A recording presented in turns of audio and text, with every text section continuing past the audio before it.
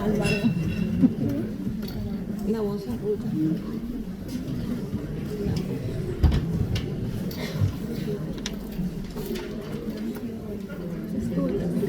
Viruela del mono.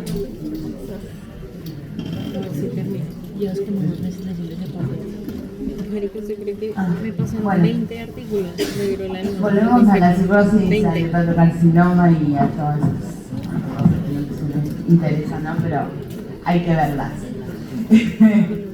Vamos a rápidamente repasar o ver todos los tumores que pueden afectar el hígado.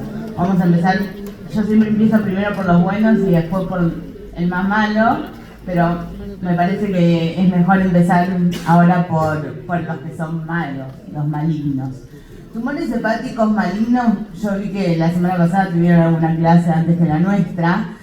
Los tumores frecuentes, los más frecuentes no son primarios, ¿no? Son las metástasis. El hígado es un lugar donde pueden llegar metástasis de todos lados, de lo que tiene que ver con la cavidad abdominal, colon, no tan frecuente los riñones, ovarios, útero, etc.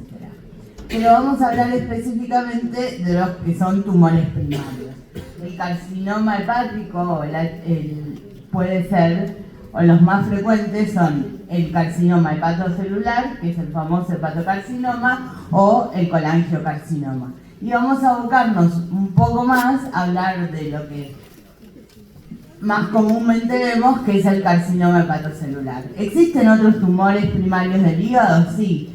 En gente más joven que no tiene cirrosis puede existir el carcinoma fibrolamelar, en los pediátricos el hepatoblastoma, el cistoadenocarcinoma dentro de los tumores biliares y tumores muy raros como los angiosarcomas, los sarcomas primarios o los linfomas hepáticos primarios, que son linfomas de tipo T, pero que igual son más oncohematológicos que de la parte hepática.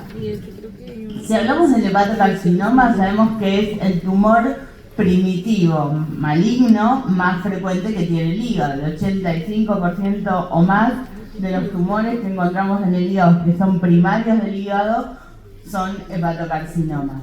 Es infrecuente, es muy raro encontrar un hepatocarcinoma en un hígado sano, y el 80-90% de los pacientes que tienen hepatocarcinoma tienen, ¿por qué se mueve solo?, una cirrosis subyacente. Hoy por hoy está aumentando la incidencia principalmente en Occidente y es un problema de salud global. En el año 2018, la Organización Mundial de la Salud publicó la prevalencia estimada con una proyección a 5 años, según el sexo y la edad, y veo que nosotros éramos, de todas maneras, un país de baja prevalencia, ¿no? Acá. Pero, sin embargo, el hepatocarcinoma a nivel mundial es la 6ª causa de cáncer. La primera es el cáncer de mama en la mujer, el cáncer de colon en el hombre, después el de la próstata y el pulmón. Y es uno de los tumores malignos más frecuentes. En la Argentina, para el 2018, la incidencia era de 7 cada 100.000 habitantes. La mortalidad entre los pacientes entre 20 o personas entre 20 y 84 años es la 3ª causa de muerte por cáncer. ¿Por qué? Porque el cáncer de mama se diagnostica precozmente y se trata y se cura. El cáncer de colon lo mismo. El cáncer de próstata también. Son todos cánceres que tienen medidas de vigilancia y de diagnóstico precoz y tratamiento. Entonces, ¿pasa lo mismo en el hepatocarcinoma? Es la pregunta. ¿Hay forma de prevenirlo y diagnosticarlo precozmente? Y la respuesta es sí. Hay un problema ahí que estamos llegando a veces medio tarde, pero hay una manera de diagnosticarlo precozmente. Durante todas las charlas anteriores hemos hablado de que el hepatocarcinoma es una complicación, no es una descompensación de la cirrosis, pero es una complicación que puede sucederse en cualquier estadio de los pacientes que tienen cirrosis, con una incidencia del 3 al 10% anual. Entonces, ¿cuál es la población de riesgo? Principalmente el paciente cirrótico. ¿Existe otra población de riesgo? Sí, los pacientes que tienen hepatitis crónica B, que ahora la vamos a ver.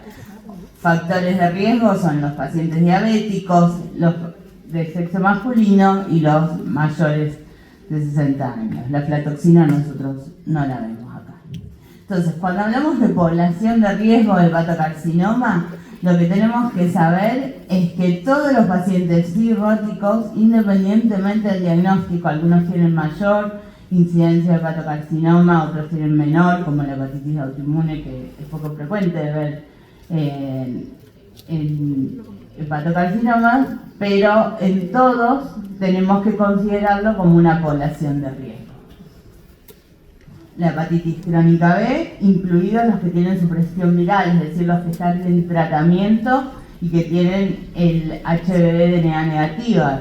La hepatitis crónica C, incluidos los que tienen respuesta viral sostenida, es decir, los que ya se han curado. La hepatopatía alcohólica, la hemocromatosis hereditaria, como dijo el doctor, que tiene aumentado muchísimo el riesgo de hepatocarcinoma cuando son cirróticos. La colangiotibilia primaria, que además tienen riesgo de tener colangiocarcinoma. En el último tiempo, el hígado graso ha incrementado el porcentaje de hepatocarcinoma en este grupo de pacientes. La hepatitis autoinmune y la cirrosis de otras etiologías. En definitiva, todo paciente cirrótico es población en riesgo para desarrollar un hepatocarcinoma. Hay otros factores que contribuyen: la sobrecarga de hierro, aunque no sea hemocromatosis, la diabetes, el síndrome metabólico, factores genéticos y el tabaquismo. Son factores que contribuyen, pero no hacen al riesgo, a la población en riesgo. Y sí, la otra población en riesgo son los pacientes que tienen hepatitis crónica B. Hepatitis crónica B, independientemente de si son cirróticos o no, tienen riesgo de desarrollar hepatocarcinoma.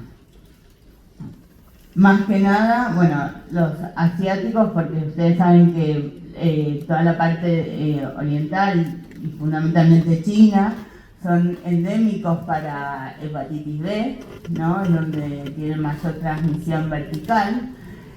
Los pacientes que tienen historia familiar de hepatocarcinoma, y África, que es otro país que tiene alta incidencia y prevalencia de hepatitis B, también está dentro de ese grupo. Pero todos los pacientes con hepatitis crónica B tienen que considerarse como riesgo de desarrollar hepatocarcinoma. ¿Y eso por qué es? Porque el virus de la hepatitis B, que es un virus DNA, tiene la capacidad de incluirse en el DNA del huésped. Y la inclusión es al azar, por lo cual se puede incorporar en cualquier sitio y ser activador de diferentes oncogenes. Y eso llevar con el tiempo, a medida que el virus va proliferando, a la activación de algún oncogen que después va a llevar a que se desarrolle el hepatocarcinoma. ¿Cuáles son las causas? Dijimos la cirrosis, o cuál es el factor de riesgo. Y hoy por hoy, en América del Sur, fíjense que el hepatocarcinoma asienta principalmente en los pacientes que tienen hepatopatía crónica en estadio cirrótico asociado a alcohol y hepatitis C. Eso es porque el tiempo ha hecho que esos pacientes, no sé por qué corre solo, hayan desarrollado cirrosis, pero fíjense, esto es un estudio en Argentina. La primera causa es la hepatitis C, porque durante mucho tiempo la hepatitis C no se curaba y muchos llegaron al estadio cirrótico. La segunda causa es el alcohol. Estos son estudios epidemiológicos hechos en nuestro país. Sin embargo, se estima que como el hígado graso se está convirtiendo en una probable epidemia con el aumento de la prevalencia de la obesidad y del hígado graso, el aumento de la prevalencia de la esteatopatitis, MASH o el término que quiero utilizar, la probabilidad de que sea la primera causa de cirrosis con hepatocarcinoma es altísima. El riesgo es que aumente, o se estima, un 137% para el año 2030. ¿Está bien? Entonces, lo que ustedes tienen que saber es que todos los pacientes cirróticos tienen riesgo de desarrollar hepatocarcinoma, algunos mayor o menor medida, independientemente de la causa.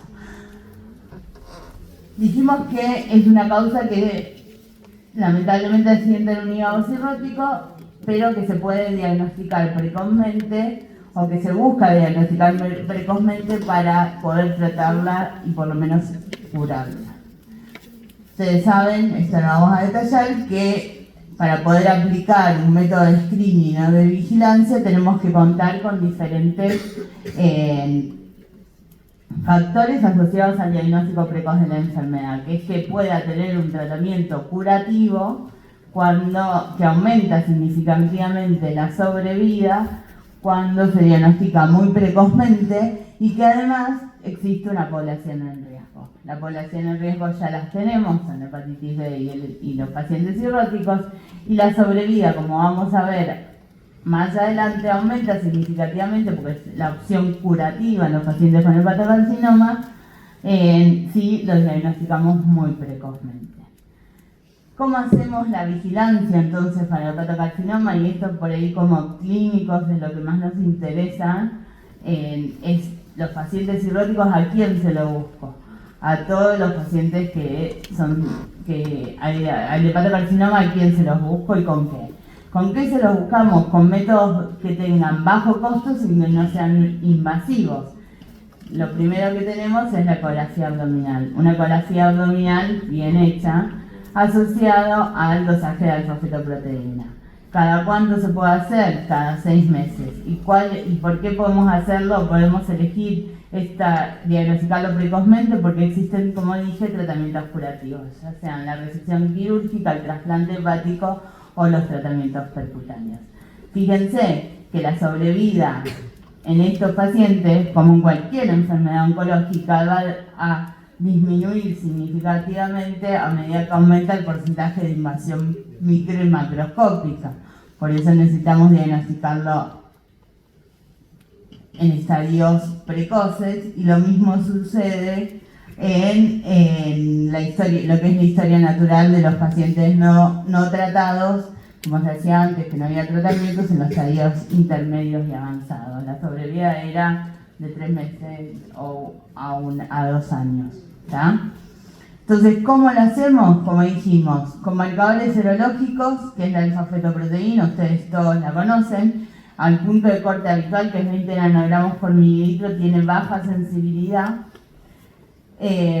pero aumenta, lo que hace es aumentar la sensibilidad de la ecografía. La alfa-fetoproteína sola no sirve, ¿tá? Tiene que estar asociada a un método o un estudio por imágenes.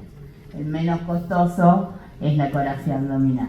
La ecografía abdominal puede tener una sensibilidad del 65% si se hace en un medio que no tiene tanta práctica, pero aumenta hasta más de un 80% si se hace en un contexto donde hay más expertise y donde además se le asocia a la alfa-fetoproteína. La recomendación es hacerlo cada 6 meses. Y no se justifica acortar ese tiempo porque es el tiempo que tarda en crecer el tumor, ¿no? Para hacerse detectar. Esto es un ejemplo.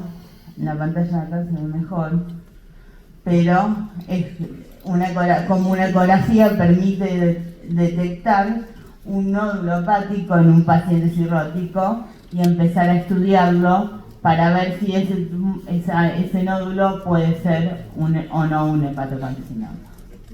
Entonces, ¿a quién le hacemos la vigilancia de hepatocarcinoma? Y esto es lo más importante tal vez, a los portadores de hepatitis B, no importa de los que sean hepatitis B crónico, no importa el estadio de su enfermedad, ni a los pacientes cirróticos Child A o B, los pacientes cirróticos Child C que están o que tienen posibilidad de trasplantarse, los Child C que son paliativos, a los cuales no le vamos a ofrecer una conducta terapéutica curativa, con intención curativa no tiene sentido, y lo hacemos con una ecografía y una alfa-fetoproteína cada 6 meses.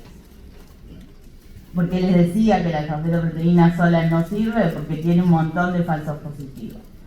Los tumores en células germinales, las metástasis hepáticas masivas, el colangiocarcinoma en algunos casos, el cáncer gástrico puede producir elevación de alfa-fetoproteína, y en los pacientes con alguna enfermedad hepática Existen muchas causas que elevan por sí solas la fetoproteína, la hepatitis C, la falla hepática aguda, el embarazo, las trombosis portales y la cirrosis per se.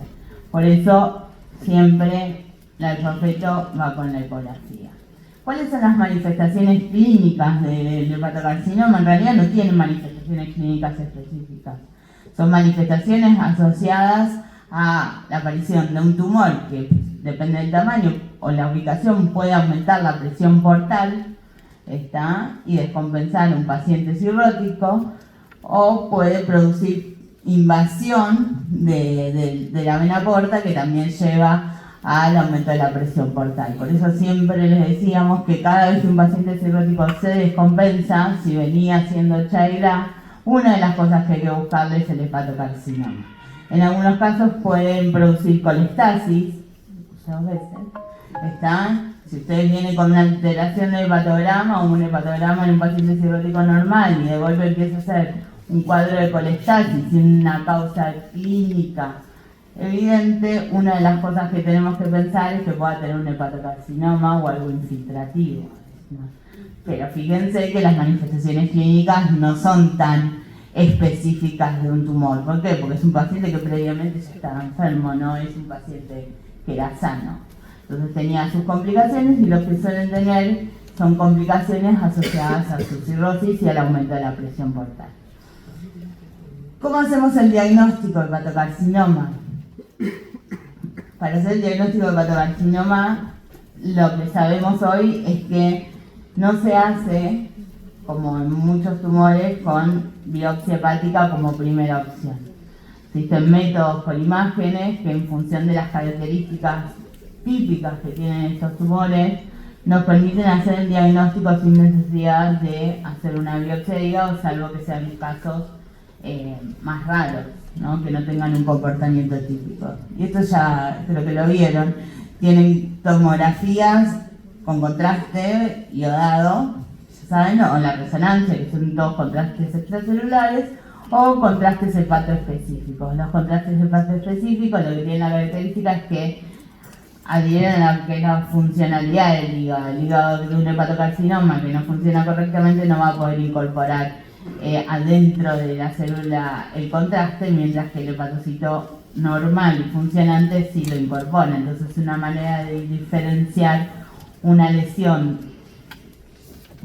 formada por hepatocitos funcionales de células que no son funcionales. El contraste hepatoespecífico no se usa, está disponible pero no se usa habitualmente, y lo que sí tenemos son los contrastes extracelulares, que son el gadolíneo y el yodo.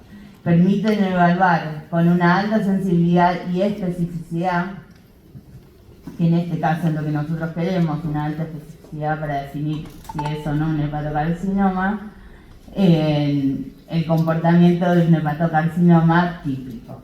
Entonces, ¿cómo estudiamos los nódulos hepáticos en un paciente cirrótico? Si la lesión tiene menos de 1 centímetro, por el momento no se hace nada, es muy chica para tener un comportamiento que nos permita definir si es un hepatocarcinoma o no, y biopsia puede hacer una lesión tan chica. Entonces lo que se hace es acortar el intervalo, porque el nódulo ya está, y ver si aumenta o cambia el patrón. Si no cambia de tamaño, se va controlando cada 3 a 4 meses. Se va cortando. ¿Pero por qué? Porque yo ya encontré un nódulo, ¿está? Entonces el tiempo de crecimiento es más corto. Si esa lesión que medía menos de 1 centímetro cambia su tamaño o cambia el patrón, ahí vamos a empezar a estudiarlo como estudiamos los nódulos hepáticos, mayores a 1 centímetro o los menores que han cambiado a lo largo del tiempo. Y la forma de estudiarlos es haciéndole una imagen contrastada dinámica. ¿Dinámica qué quiere decir? Que yo tengo que ver la fase arterial, la fase venosa y la fase portal.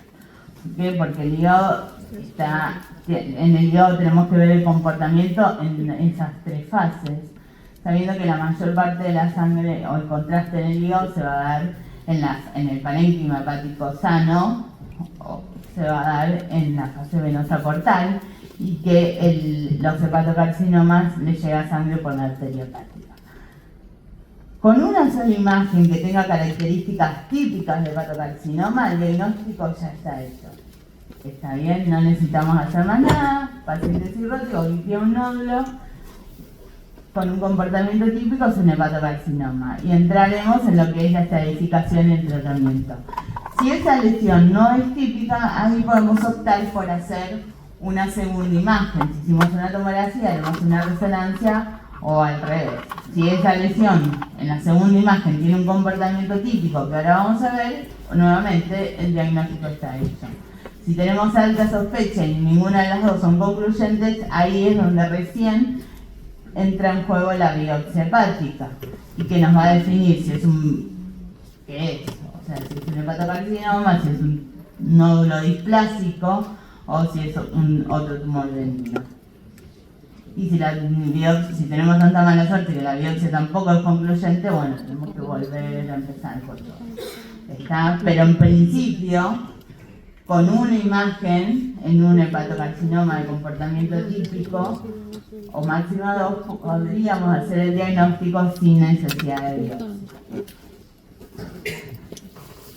¿Y cuáles son los criterios de malignidad? Esos criterios típicos son los criterios de Lirac. Los criterios de Lirac hablan de características típicas que tienen los hepatocarcinomas en función de su irrigación, ¿no? El hepatocarcinoma lo que tiene es, dijimos, una irrigación principalmente y únicamente por la arteria hepática. Toda la sangre le llega por la arteria hepática. Entonces lo que va a tener es, en la fase arterial, un realce precoz. El resto del hígado no se contrasta porque se contrasta principalmente en la fase portal y el hepatocarcinoma sí. Ahora lo vamos a ver. Después, en las fases tardías, lo que va a tener es un lavado rápido. O sea, en la fase portal, donde todo el hígado está contrastado, el tumor pierde ese contraste. Eso se llama washout. Y además, la mayoría de esos tumores tienen un anillo periférico que les queda, que es la cápsula. Otra característica que tiene en el seguimiento en el tiempo es que los tumores crecen, por eso dijimos que el periodo de seguimiento es menor a 6 meses, que es entre 3 y 4 meses, crecen entre un 50 y un 100%, 50% en menos de 6 meses o duplican su tamaño a los 6 meses. ¿Está bien? Todas esas características hacen lo que son al score de Lirac. Esto es lo que les decía en la fase arterial. Fíjense, la fase arterial, esto es un hígado cirrótico, está por pedazos. El pedacito del lóbulo izquierdo es el derecho, pero fíjense que la fase la arteria hepática está contrastada, la aorta está contrastada y que el resto del hígado no tiene contraste, y que solo esa lesión, que es bastante grande, es la que está contrastada. Está en la fase venosa portal, acá no sé si se ve tan bien, pero yo le veo la cápsula ahí, y esto se limpió, y esta es la fase venosa portal donde el resto del hígado está contrastado, ¿no? Bueno, y acá se ve mejor. Esto es una resonancia donde es otra imagen de otro paciente, donde tiene una fase arterial donde realza precozmente, una fase tardía donde eso se lava y queda lo que es la cápsula. Esto es un nódulo un poco más chico, y esto es una resonancia.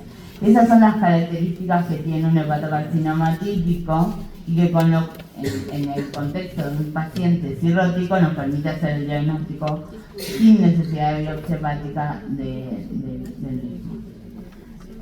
No vamos a ahondar mucho, pero estos son los criterios de malignidad de Lirac, que lo que hacen es justamente ir combinando el diámetro del tumor, la presencia de realce en fase arterial, el tiempo en el que tardan en crecer, la presencia de cápsula o no, y le va dando un puntaje.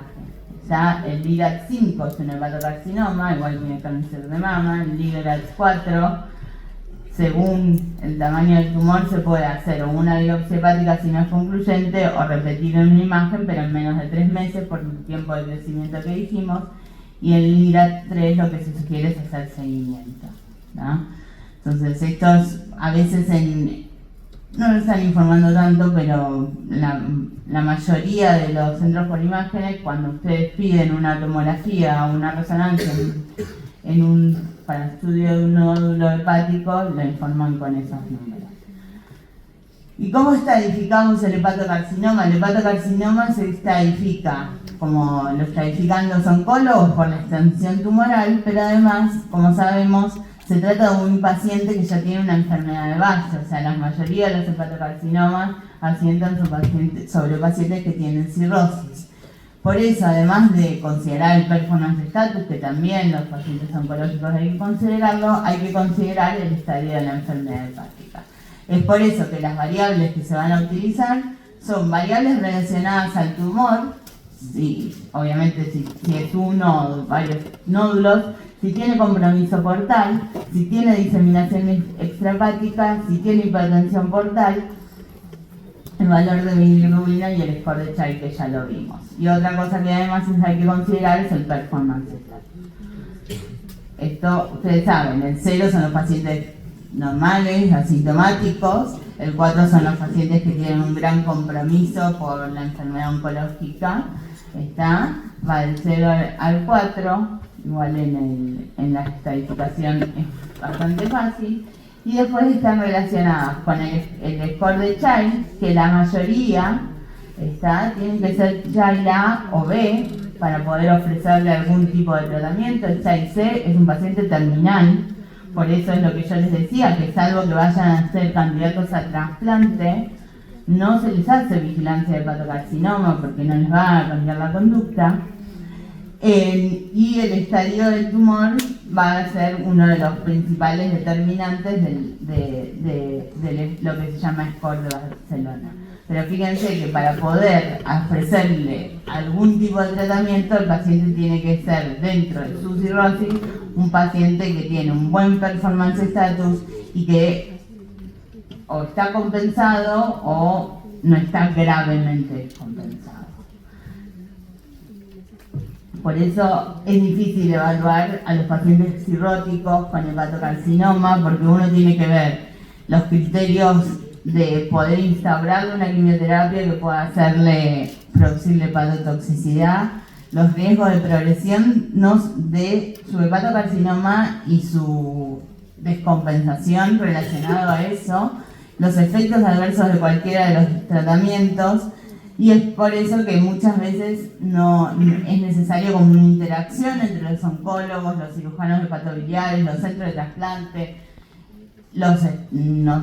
nosotros y los especialistas en clínica médica, los intervencionistas y los que hacen más que nada cuidados paliativos, ¿no? Y esto que parece muy difícil es la estadificación de Barcelona, donde no tienen que aprendérsela toda, pero fíjense lo que les decía, los estadios más tempranos, el 0, el A y el B, lo que necesitan es que el paciente tenga un buen performance status y en la medida de lo posible tenga una función hepática conservada, o sea que sea Child A o Child B. Por eso siempre hay que tratar de buscar el hepatocarcinoma precozmente, porque después la aumenta la presión portal. Y además que los nódulos sean muy chicos. Estadios muy tempranos, los nódulos tienen que ser un nódulo menor a 2 centímetros. La única manera de diagnosticar un nódulo menor a 2 centímetros es haciendo vigilancia. Y si no, que sea un nódulo menor a 5 centímetros o 3 nódulos menores a 3 centímetros, que es el estadio. Lo que es importante es esto. Cada uno de los estadios está determinado por el Child, el performance status y obviamente el compromiso del tumor. Pero solamente los 3 primeros, que son estos 3, en realidad los 2 primeros, y un poco el estadio B, son tratamientos que le aumentan la sobrevida a estos pacientes. Por eso la importancia de diagnosticarlo muy precozmente. Los tratamientos que van a aumentar la sobrevida de los pacientes con hepatocarcinoma y que además tienen cirrosis son la resección, que solamente se pueden resecar tumores menores a 2 centímetros o 5 si no tienen hipertensión portal, el trasplante hepático, que ahora les voy a contar en quién se hace, o la ablación, que es como que malo. El resto de los tratamientos que pueden haber escuchado, que son los tratamientos endovasculares y los tratamientos sistémicos, que han aumentado en estos últimos años el número de tratamientos sistémicos, no son curativos, perdón, los primeros son curativos, estos aumentan la sobrevida, pero fíjense que como mucho le aumentan 2 años y medio. Entonces lo importante es diagnosticarlo lo antes posible, incluso tratar de que estos pacientes entren en lista de trasplante. Fíjense que no tienen que tener ni compromiso vascular, ni estar gravemente descompensados, ni tener compromiso extrahepático, obviamente, porque son... No vamos por una cuestión de tiempo, pero sepan que las resecciones solamente se pueden hacer en los pacientes que no tienen hipertensión portal clínicamente significativa y que tienen tumores menores a 5 centímetros. El resto de los pacientes no se pueden resecar. ¿Por qué? Porque les aumenta la presión portal, porque tienen que sacar, hacer una hepatectomía en un hígado que no es sano, entonces no les queda ahí función hepática residual, entonces tienen riesgo de empeorarle el MEL y el score de Child. La ablación es quemar el tumor directamente, que también se hace en tumores que son menores a 2 centímetros, tienen la misma sobrevida que la resección cuando las lesiones son muy chicas y es muy buena. Y lo que sí les quería mostrar, es el trasplante. ¿A quién se le hace el trasplante? ¿O existe la posibilidad de hacer trasplante en los pacientes con hepatocarcinoma? La respuesta es sí. Los criterios de Milán, que son los que más ampliamente están aceptados universalmente, mostraron que los pacientes que entran en lista de trasplante y se trasplantan dentro de estos criterios tienen una sobrevida a los 5 años del 75%, es altísima, teniendo en cuenta que yo les había dicho que con las otras terapias eran una sobrevida más, como mucho, de 2 años y medio. Y libre de recurrencia a los 5 años del 83%. En un paciente cirrótico esto es un montón.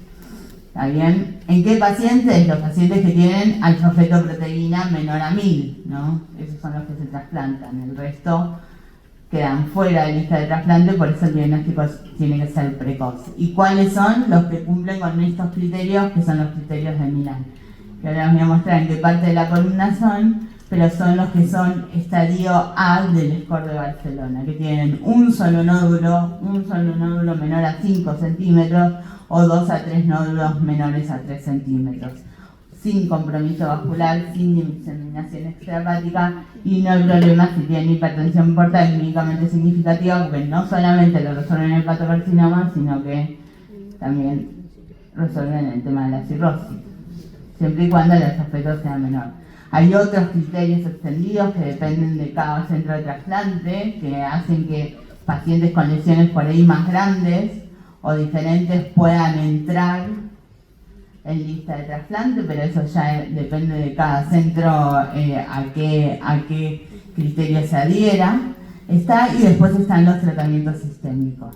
Sin ahondar eso, cada vez hay más tratamientos sistémicos, todos estos biológicos inhibidores de PDL1, PD1, CTLA4 y antiangiogénicos son drogas que se han tratado de utilizar, pero solamente para aumentar la sobrevida. Lo más importante por ahí es que el diagnóstico precoz del hepatocarcinoma nos permite hacer algo que es aumentarle la sobrevida no solo al paciente que tiene hepatocarcinoma, sino que además resolver el tema de la cirrosis. Por eso tenemos que tratar de que entren en esta parte, por eso hay que hacerle la vigilancia. Si entran en el estadio temprano, que es el estadio A de Barcelona, tiene altas chances de entrar en lista de trasplantes, poder trasplantarse y resolver los dos problemas juntos.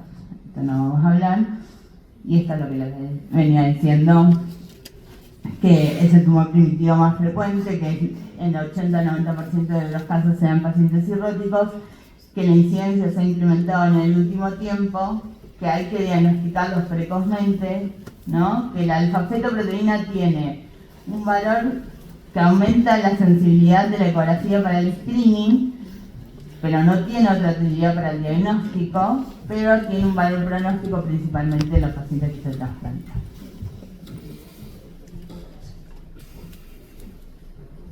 Después queda el colar.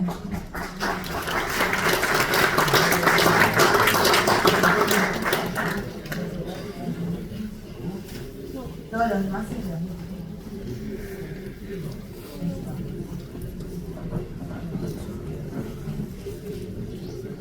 No, pero si no, fuera no sé.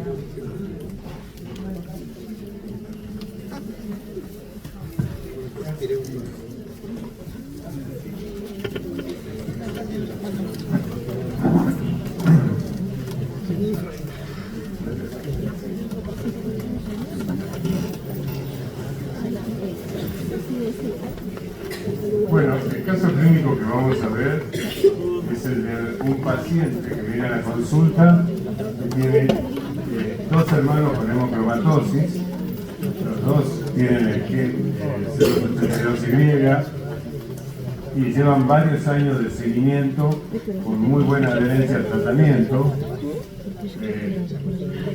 Uno de ellos ya está biopsiado, o sea, se biopsió originalmente, el del otro no, así que y no tienen estos son hermanos del paciente que consulta.